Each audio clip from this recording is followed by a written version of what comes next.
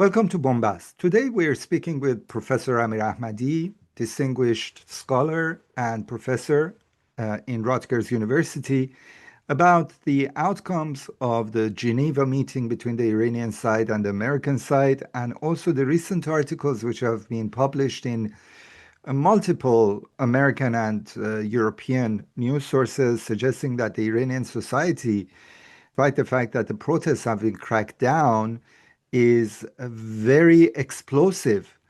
There is an immense amount of hatred towards the regime, and people are like ticking time bombs. To examine all of these, I welcome Professor Amir Ahmadi to the program. Professor, we're hearing all sorts of speculations about what Iran is offering the Americans. We had comments by one of Ghalibaf's deputies that Iran is offering to have all Iranian oil revenue diverted to a US bank account, and the Iranian government would have to ask permission to use the funds from its own oil revenue, which seems very counter logical, but that's what one of Mr. Ghalibaf's deputies has said. There is also a lot of speculation in Iran that Iran is offering a very attractive business package to the American side for investment in Iran's oil sector and other sectors, for joint ventures and stuff like that. There are multiple questions about the feasibility of these offers, knowing Iran's track record and IRGC's hold on the Iranian economy. So, my first question to you is, do we have anything tangible coming out of the Geneva meeting? Because I haven't seen anything really, something that we can say this is for sure coming out of the meeting so far. For many years, and in particularly the last few weeks, I have said over and over that the state of U.S.-Iran relation that was at a no war, no peace status quo is no longer feasible at that status quo, that Iran and the US moving forward really have two options, either war or peace. And the peace, by peace I mean normalization of relation. Unfortunately, the Iranian side doesn't seem to understand this very, very fact. That is, it cannot maintain this status quo any longer. And they could go around and talking about, what level of enrichment they want, what level of missiles they want, and how much business they can give to the US and all kinds of stuff. They really don't understand the problem. They really don't. I mean, this regime is completely incapable of understanding its position vis-a-vis the US, or the US's position these days vis-a-vis the regime. Tehran must understand that the state of no war, no peace cannot be maintained, period. You can give the whole Iran to the US, it will not work. The only way is either peace, that is normalization of relation, or war. And I believe the Americans are ready for both. But the Islamic Republic keeps going around, giving Iran, giving the US incentive. We give you investment, we give you this and that. Does not work. Does not work, Mr. Iraqi, Mr. Larijani, Mr. anybody else. You wake up. Wake up. No war, no peace is gone. Unfortunately, now the talk is actually to make Iran into the Iraq under Saddam Hussein. That is the oil for food. That's what you were talking about minutes ago. The problem is this is just the beginning of a dark time. for the. Would we call it the beginning of the end? I don't know. It's the beginning of the end. It's the beginning of the end for Iran even. Within the regime, I mean, I believe the Islamic Republic is sitting on a really hot, okay, piles of, I don't know, fire, okay, and that's just Iran anytime can explode. They don't understand that the situation cannot be maintained as is. Shah didn't understand it either. And when he woke up, it was too late. I believe exactly the same thing is happening now. It's just getting too late. Are we sure? Are we sure that the Iranian side isn't offering normalization? My hope is that they do. That is the only road. But by talking about, we give you business, we give you this, and we would want to do enrichment this much or that much, that's just the wrong talk, even. Not just the wrong way. It's just the wrong talk. Tehran should very openly, courageously go out and say to the American, listen, we know and we and you know that the state of no war, no peace cannot be maintained. So we have come to that conclusion. And as per Mr. Trump's original idea back in 2018, that you are ready to normalize, we are now ready to take on that proposition. So Mr. Khamenei has to very openly, very bravely come and say, okay, Mr. Larijani, Mr. Araghchi, from now on, you are not authorized to negotiate on missiles, negotiate on JCPOA, negotiate, I don't know, on enrichment. None. The only authorization you have is to negotiate directly, comprehensively toward normalization of a relationship with the US. The talk about enrichment has reached a comical level. The way that Iran is reducing its minimum enrichment every day, according to reports, has reached a level that soon we would have to dilute uranium ore in Iranian mines to make them less concentrated, basically. That has really turned into a joke now, and I don't think it has any effect on the Americans. But the Iranians are stuck in this never-ending compromise mode about enrichment, which really seems idiotic. Everything the regime does seems extremely idiotic.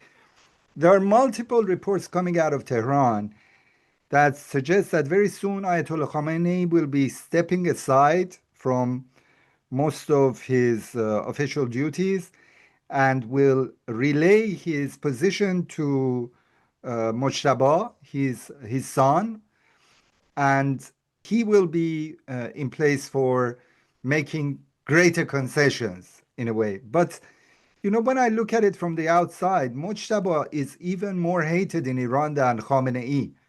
I mean, if Khamenei is hated 99 out of 100, Mojtaba is hated 120 out of 100. And it seems that the regime is adamant to overthrow itself. Everything it does is aimed at overthrowing itself. Why do you think that is? Do you think something like MK Ultra is working in Iran? Is CIA directing their minds from afar and making them make huge, idiotic mistakes, one after the other and one after the other and one after the other? Why is this happening? I wish I knew. One thing I know is that unfortunately there is no courageous, brave person in Iran anymore. They are all timid. This kind of a situation this time requires courageous, brave leadership, and a leadership that can basically break from the past and come up with a new idea, a brave idea, an idea that may have been even 180 degrees opposed to his past position. I think Mr. Khamenei must understand there is no other option, that the no war. But doctor, you keep saying that. You keep saying that Mr. Khamenei must understand. Well, he doesn't understand. I mean, Well, then he will be overthrown. That he will have a war. That there will be a revolution. There is no option. I don't know why he should or should not understand. The option is not to change to Mujtaba, to Masoud, to anybody. The option is to change the policy, to break from the old policy and come up with a new idea. And I believe it will be better if Khamenei could do it. I mean, it doesn't matter. You put Mujtaba there or anybody. Still, the situation remains the same with the US, that no war, no peace will not work, that you either have to go for war or go for the normalization of relationship. Yes, I totally agree with you. I am not sure what is in Tehran. Nobody is sure. Nobody is sure. Nobody is sure why Tehran is trying to overthrow itself. Nobody knows this, you know. I tell you why. And I know. I tell you, unfortunately, remember, Mr. Khomeini, for 8 years, said, war till what? The liberation of Quds. So the liberation, the end of the plot. Yeah. It means overthrow of the Saddam regime. And then it came to a reality. His military people at the war, or the commanders of the war, went to him and said, that's the end of it. If you want us to fight, go ahead and buy us military machinery. Khomeini said, I just don't have that money. Go and accept the ceasefire. I believe Mr. Khamenei is at that position that I will not normalize relation with the US. However, I believe the military, the Revolutionary Guard, the people who are around him and go around like Larijani, like Arabchi and others, who go around and beg for forgiveness, that they offer all kinds of concessions that are not taken. They should go back daily, bravely, go to Mr. Khamenei and say, well, that's what they lack, doctor. That's the end of it. Yeah, but they lack that. They lack that.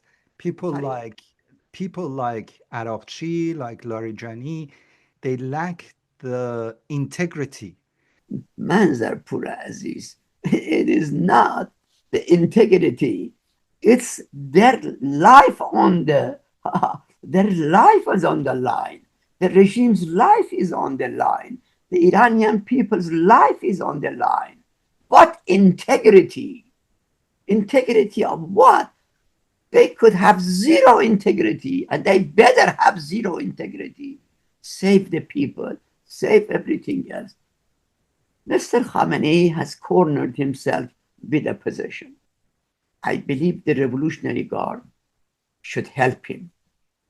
Everybody should help him. Everybody should wake him up and say, Mr. Khamenei, we all wanted to die for you, but this will be no savior. Even if we all die for you, nothing will change. Nothing will save the country, your regime, you, everybody else. Okay, I would like to ask a different question now. Today, there's an article a report actually in the New York Times, which suggests that there is deep, deep resentment within the Iranian public towards the Iranian regime. And despite the fact that the recent unrest have been suppressed in the most brutal fashion, most Iranians have maintained their maximum hatred and a sense of seeking revenge, and the society is on the edge of explosion. At the same time, in Iran, we had a revolutionary court judge yesterday sentencing 14 demonstrators to death, and it has now been confirmed that they are asking for 300 million tumans to release the bodies of the victims, the people that have killed. They're asking for 300 million tumans from their families to release their bodies, which is a practice which even the Nazi regime in Germany didn't do.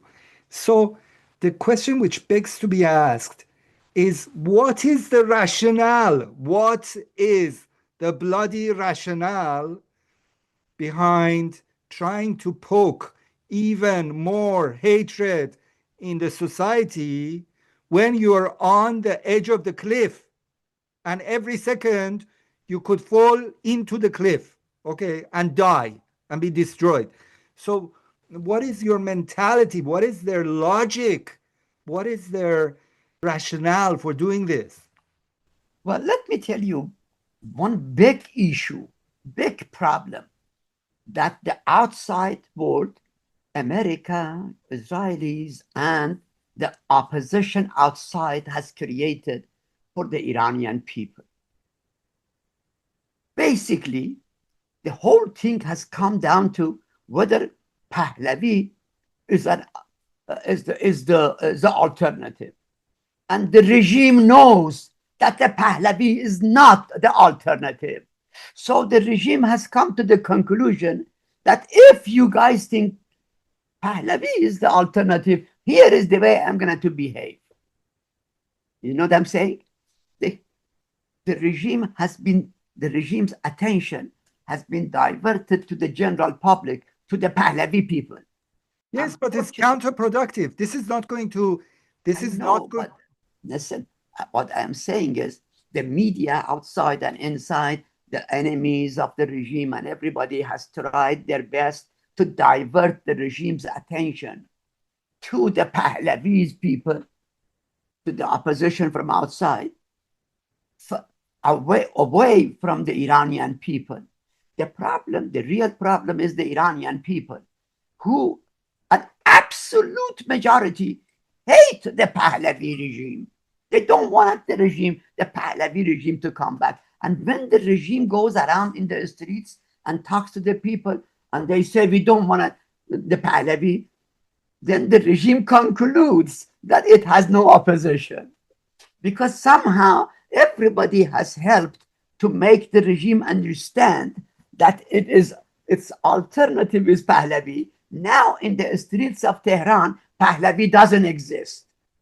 And all of these protests were not about Pahlavi. Unfortunately, the Pahlavi and its, I would say, uneducated, I don't know, whatever, people make the regime believe that they are the problem for the regime and they are the alternative, and the regime that Pahlavi is going to return. Now the regime says, okay, you wanted to return, welcome, and I am going to kill everybody that I have arrested. Okay, but I understand your logic. Understand the point. Don't understand the regime's logic. The point is that they have made the regime believe that the opposition is Pahlavi, and yet the opposition is not Pahlavi. I agree with you, Doctor. General people. Professor, I agree with you. Honestly, I do. What I'm saying is what the regime is doing is counterproductive for its own interests. I'm not saying that the opposition is Pahlavi. If this regime was to think the right way, we wouldn't be speaking now. Exactly. If the regime was to think in the right way, we would not have this discussion. The problem I am telling you is really very specific. Unfortunately, the outside Iranians and outside, Americans and Israelis and this opposition and all of this thousands of, protests, they were all counterproductive.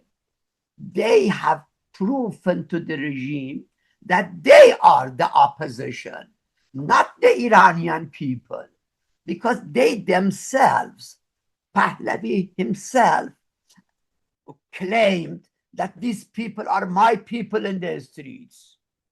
And yet they are lying. They are lying. I agree with you. I agree with you. The problem doesn't stay at the lie level. The problem is this. The regime has taken that to be truth. The regime has taken that to be the truth. So therefore, they say, okay, if that is the opposition, then I can destroy you. I agree with you, doctor. But let me challenge you on this. Look, let's think that I have a button on my desk and I will press it and Pahlavi will no longer exist. Okay. And there is no other person in the Pahlavi family to claim the throne. Okay. At the current state of mind that the Iranian community, the Iranian society is in, the Iranian nation is in, they will move towards, I don't know, let's say, what is the worst case scenario that you can imagine? Let's say Mephistopheles at the pit of hell, Mephistopheles or Satan at the pit of hell says, I want to overthrow this regime. The Iranian people are in such a state of mind that they would go and stand behind Satan. Okay? It's nothing to do with Pahlavi, nothing to do with him.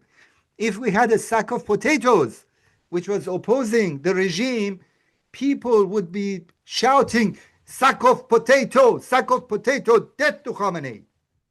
That is the reality, doctor. That is the reality. But remember, in politics, the perception is the reality. There is no reality.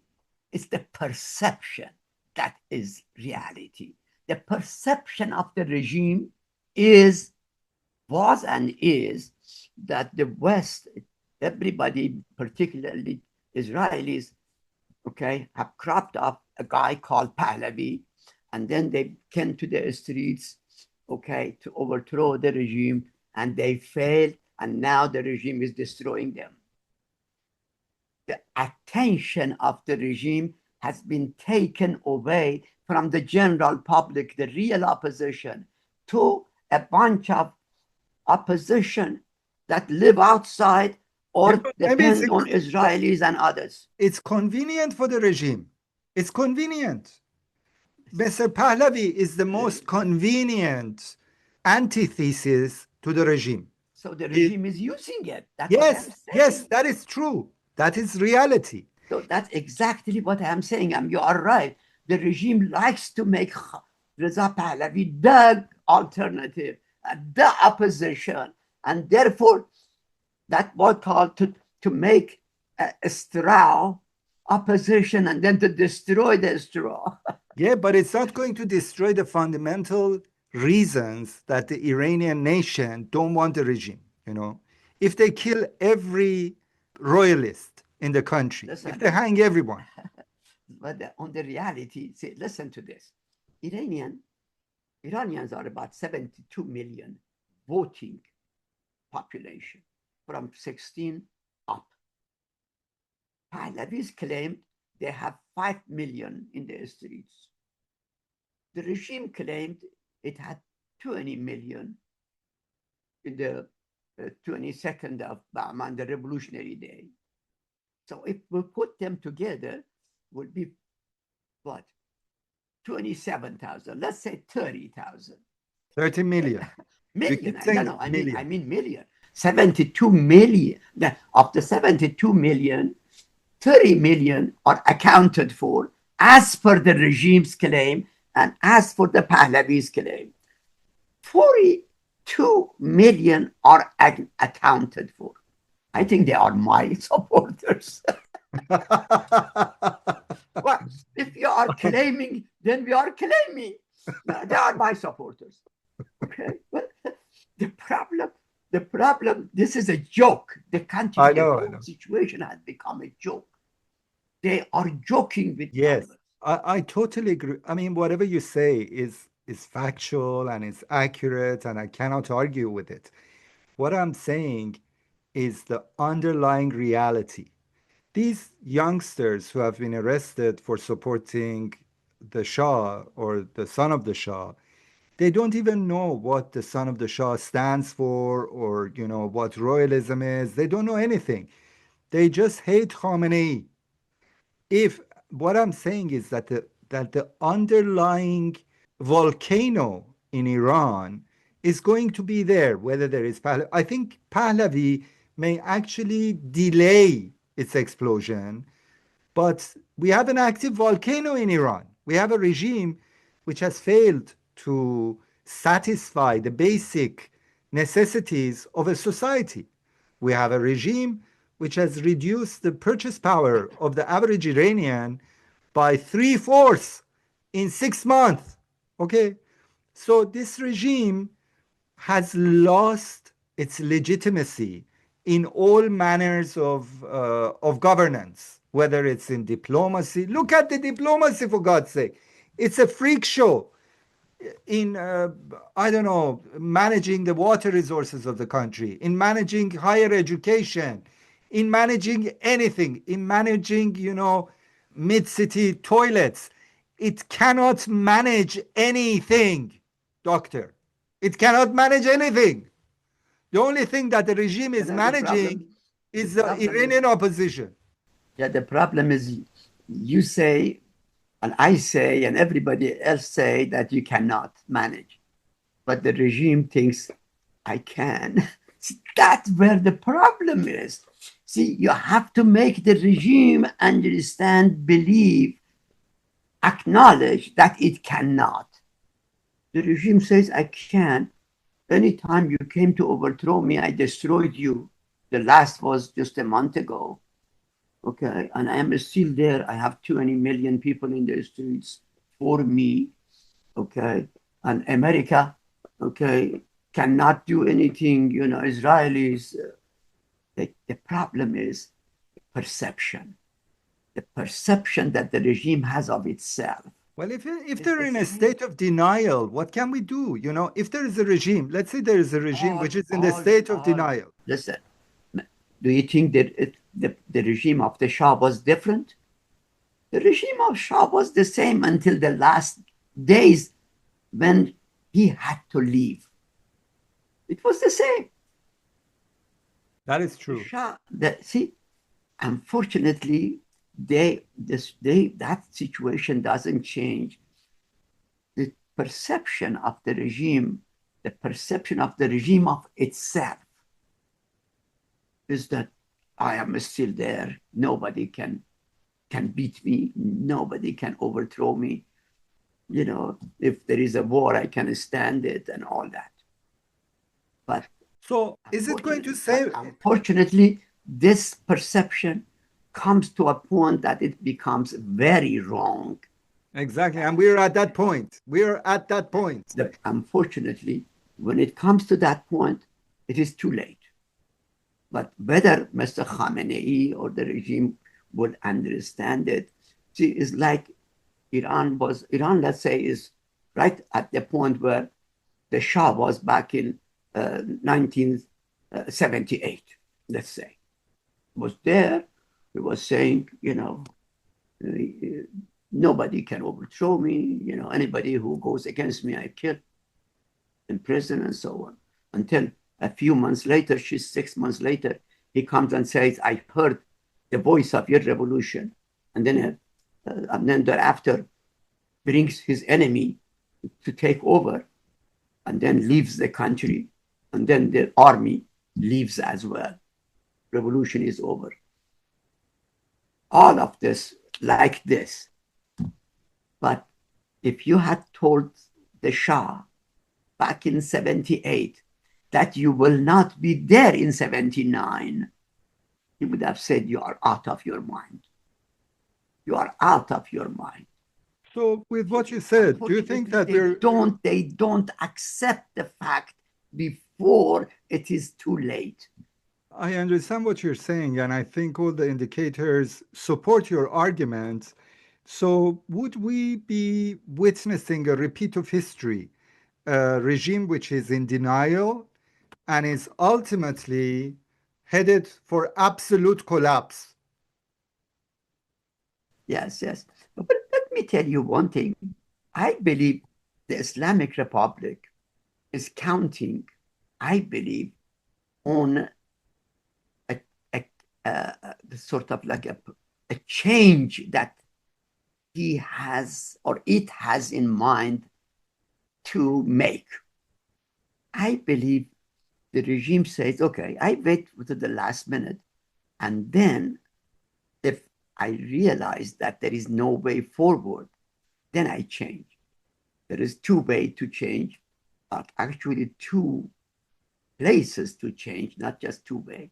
One to change inside through I don't know, a free election. And then more importantly, to come up with an idea of normalizing relation with the US. I believe the regime will do with US-Iran relation what it did with hijab, with a scarf, and with chador. The opposition to the Islamic Republic was saying the hijab is Islamic, is ideological. There is no way the regime will give up on that. And therefore, if you make that a point of your struggle against the regime, then the regime will collapse. And yet, the regime very easily gave up. And now, everybody who wants hijab has it, and everybody who doesn't want doesn't have it. And it is in the beginning. It is yet the beginning. I believe, I have always said, the Islamic Republic has a lot of problems.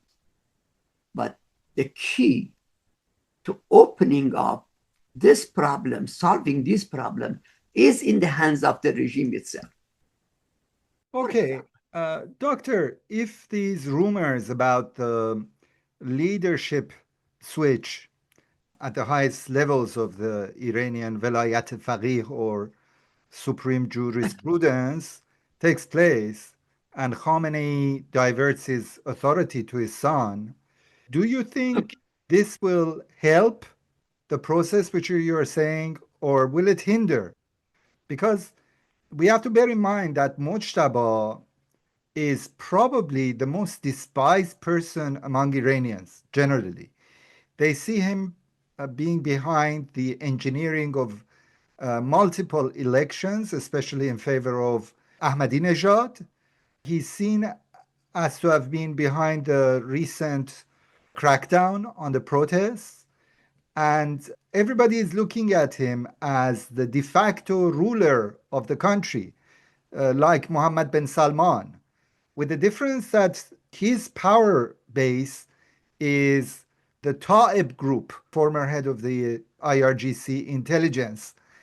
And those people are the most feared and the most despised segments of this regime.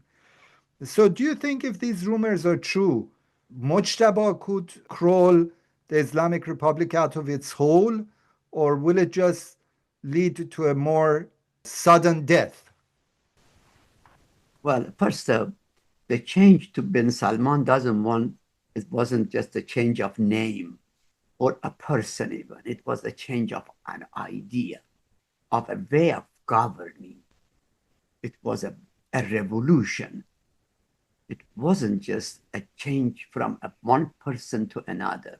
Bin Salman represented a completely different idea for governing Saudi Arabia. Well, the change from Khamenei to anybody, including Mujtaba, cannot solve any problem if it is just a change of name or a person. It has to be a change of an idea, of a way of ruling the country, of moving forward with the problems of the people. Mujtaba, regardless of how good or bad he is, it is not his popularity, it is his idea. If he comes with an idea that is popular with the Iranian people, I think they will support it. What the idea is, well, immediately to open the country to a free election without the interference of or intervention of the Guardian Council.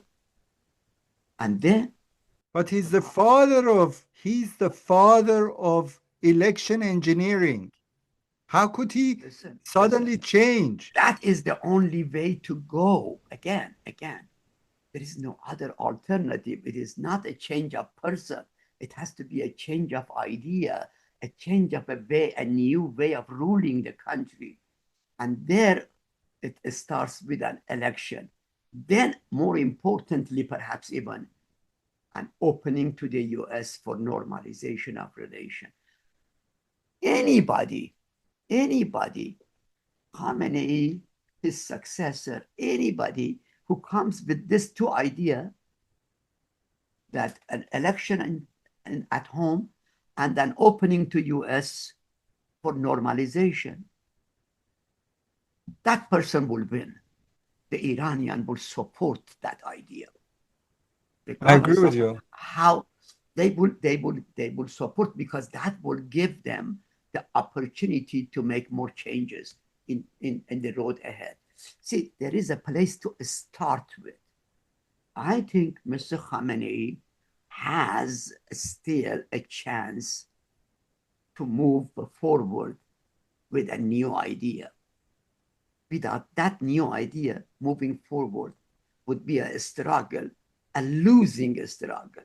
But with that new idea, Mr. Khamenei can save the regime, at least for the time being, for the foreseeable future. And that is either him or his replacement. Maybe his replacement can do it better, because Khamenei could say, as long as I did not normalize relation with the US. I stood with my words. But that is a different ruler. I cannot talk for him. That different ruler has to do two things immediately. At home, a free election for the executive and legislative, and then an opening to US for normalization. If these two were to start and go hand in hand, I believe Khamenei, his regime, anybody who replaces him will find an opportunity to move forward. Short of these changes, it doesn't matter who replaces Mr. Khamenei. Just think that Mustafa replaces or Mujtaba replaces Khamenei. Anybody. What that person has to do, again, that person has to make a change in the way the country is governed. Period. I agree with you, but judging from the track record of the Islamic Republic so far, I think it's unable to engineer or to manage such a big turnaround. I don't think it can. And but otherwise, I mean, whatever you said, I think is accurate, and it's always fascinating to speak with Dr. Amirahmadi. He's one of the very few scholars in the Iranian political arena which is not impacted by factional, tendencies. You think out of the box and you say it as it is, which I truly appreciate. Thank you very much for taking part in this program. I also would like to thank our viewers, the producer of the show. If you have any comments for Dr. Amirahmadi, please list your comments in the comment section. In the next episode, we will definitely try to put those questions to Dr. Amirahmadi. Otherwise, take care of yourselves. Until next time.